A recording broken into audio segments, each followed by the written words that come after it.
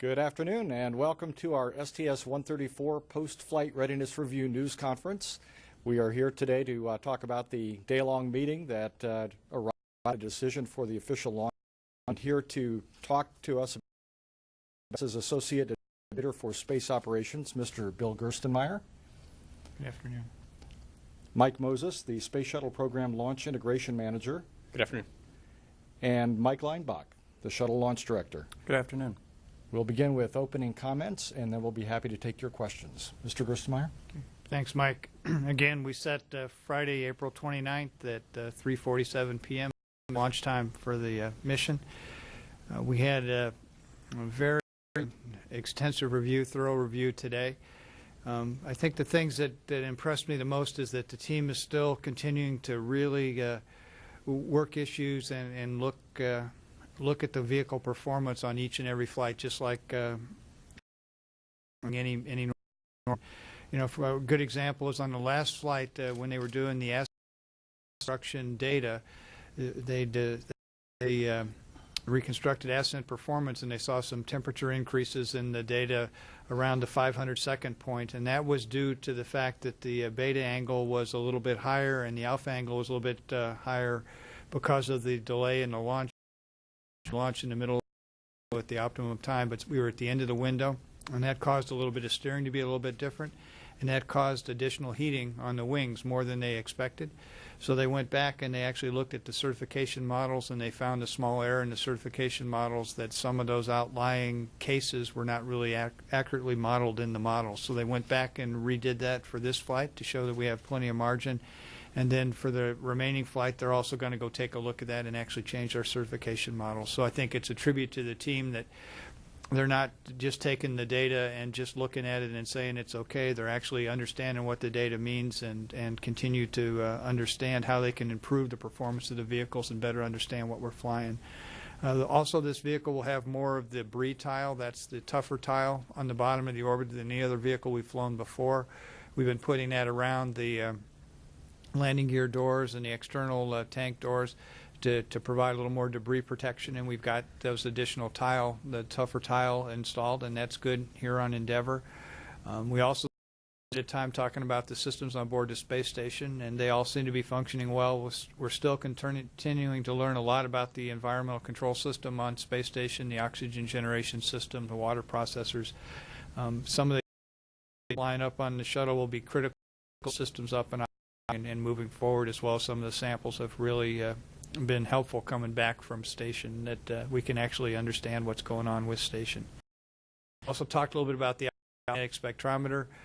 Professor Ting gave us a little discussion on what he hopes to see from his instrument station, and that was a pretty exciting discussion that he gave us. You know, the fact that we get a chance to look back at the big and see if there's antimatter that occurred then is a pretty promising piece. High-energy particle physics kind of parameters, similar to what we'd see in a ground super collider, will be also another outcome of the AMS. Third thing, it'll kind of which makes up a large portion of the universe, which we really don't understand why it's that we can't see with the classical instruments. So it was very interesting hearing about AMS. Last thing we spent quite a bit of time talking about was the external tank. This is ET-122. If you remember, it was at MAF during Katrina. When Katrina hit, a portion of the roof came down and struck the tank, and we reviewed in excruciating detail that this tank is really ready to fly, that there's no concerns. We reviewed all the analysis to show that this tank was certified to go fly. We also talked about this tank stringer standpoint, and are the stringers of the right material to go fly. I think we have three strong indications that these are the right stringers, the right material, and they're not the defective material, so that was encouraging to us. Then the last, some of the modifications that other tanks, external tanks, have had, so we expect some foam loss. If you remember, we used to lose foam around the LH2 iced frost ramps on the hydrogen tank because there was a little guide pin, alignment pin that would allow cryo congestion around, which would cause some foam to come off from those areas. We fully expect this to occur on this tank. We didn't make the modifications to do that. It'll again be losses of foam, but we expect to see some foam losses in that area. The ET team also looked at the on the just below the intertank region on the LH2 side, and we understand, or we think we understand again why that occurred, and see really done the right things to make sure that it's okay. The performance was also acceptable in the fact that it came off late, just as predicted. But the teams went back and they just didn't accept the fact that it came off late. They actually went back and redid updated risk assessments to make sure that we're still. So it wasn't just saying we lost foam and it didn't cause us any problem. It was okay. They took it a step further, said how big could the foam at a slightly different time? Would any of that cause us any concern? So they spent quite a bit of time reviewing that to make sure we were comfortable with what we'd seen from the last flight. So again, I'd say we reviewed everything. We spent quite a bit of time talking about all the things. The team was unanimous and we're ready to go fly as I described earlier. So it was a very good review. So Mike? Thanks, Bill. So again, yeah, it was a really good review today from both station and shuttles perspective. Just tank discussion. ET, which has been kind of called the hurricane tank since it went through Hurricane Katrina. It had the return to flight mods made to it, like Bill said, to make its debris, to help reduce any debris liberation, with the exception of a few areas we did not need to address. And then we went and did the mod to it, even though we subsequently got enough data to prove that material on this tank is not of the same family as what we had on the last tank and we'll have on the next one on STS-135's tank. And so it didn't really need that stringer modification. But when the time came in the schedule to be able to do that work and have enough time to still make the launch date, we needed to move out on doing it without all the data. And then we found out afterwards that we didn't really need to do it. So the team did a really good job of just double-checking that we have plenty of test and analysis to show that this modification made to good stringers doesn't change our dynamics or our performance on the tank at all. But really, what kind of wraps it up is it's hard to see because it's around the corner, but you might see it in some of the shots. There's a door on the side of the inner tank. We call it the inner tank access door, and it has a logo painted on it. For the first time ever in the history of the shuttle program, we actually painted a logo.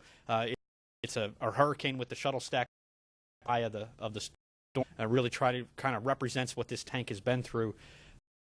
More importantly, what it represents is what the external tank team has been through. If you think of it, we had the tank at MAF in Michoud near Nose. When the Columbia accident occurred, they looked at that tank to see what we could do to get it back in line and start flying it again. Then Katrina hit, damaged the tank. We had to stop work on it, and in fact, stop work across most of the plant and recover. So that logo kind of really represents emotionally what the tank has been through, but more importantly, what the team has been through. If you think about it, Katrina did nothing to our tank compared to what it did to the people's lives down there. And even to this day, they're still recovering from that. So an absolutely amazing job by our external tank team. The motto of that group has been to, and they are most certainly doing that. Issue we had on the last flight, but just this tank to get it back into the flight assets, given where it went with its pedigree, is a really testament to the dedication and the resiliency of that team. Focus a little bit on the mission that we're going to do. We talked a lot about our timeline. This is going to be a very complex choreography, a lot of small tasks that all have to go when new, or they have to ripple down and find new homes, which makes it a big challenge for the mission operations team. And they have a pretty good plan with a lot of backups in it to be able to handle that. On flight day 3, after we dock to the station, we will take the pallet out, which has a bunch of external ORUs that are spares for the station. And so they'll go stow that on the station.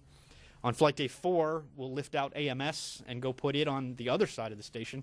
So by flight 4, we'll have both of the big main payloads out of the bay. And then on flight day, behind our inspection boom, the OBSS, this is the extension arm that we use to do shuttle PS tile and inspections. We do it on flight day 2 after we get in orbit. We make sure we didn't have any ascent damage, and then we do it a couple days before we land. We didn't have any micrometeorite or orbital debris impacts to the RCC on the wing leading edges or the nose cap. We're going to land on station. We've left it behind once before. If you remember way back, STS-123 and 124, that boom came about after some of those modules were built. The Japanese, the GEM module was a little too big to have the OBSS in the payload bay, so the mission before it after they installed the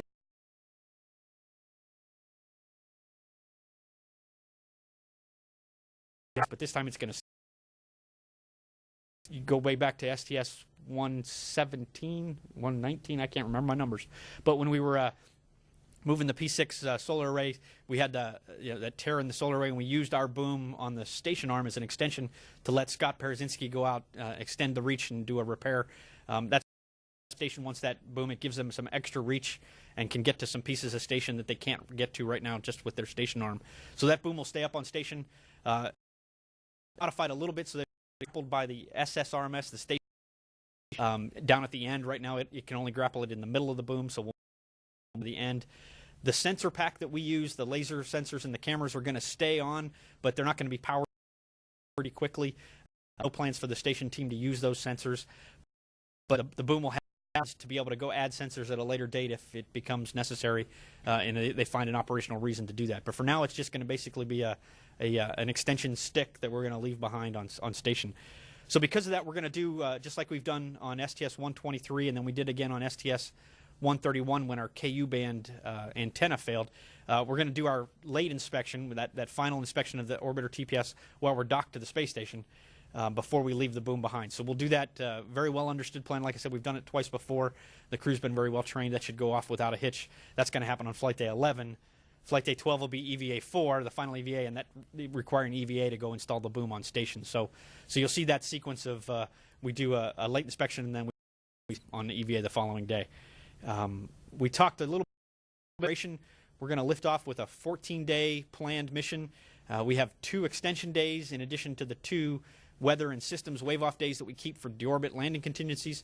But so we have 2 mission extension days this time. We do plan on using those. We didn't want to commit them pre-flight just in case something happened that made us want to readdress why we had committed them. So after we get docked to station, probably around Flight Day 5 or so, the mission management team, both on the station and the shuttle side, we'll take a look at where we're at. The mission ops team has a really good plan where those 2 extra days will go in, and we'll probably add those 2 days, taking it to a 16-day mission. But we won't do that until we get in orbit and see what we got. The main activities are really station outfitting that need to be done. The station we already know need to fill in on those 2. Those will be very helpful. And if we lift off on time, we'll have plenty of cryo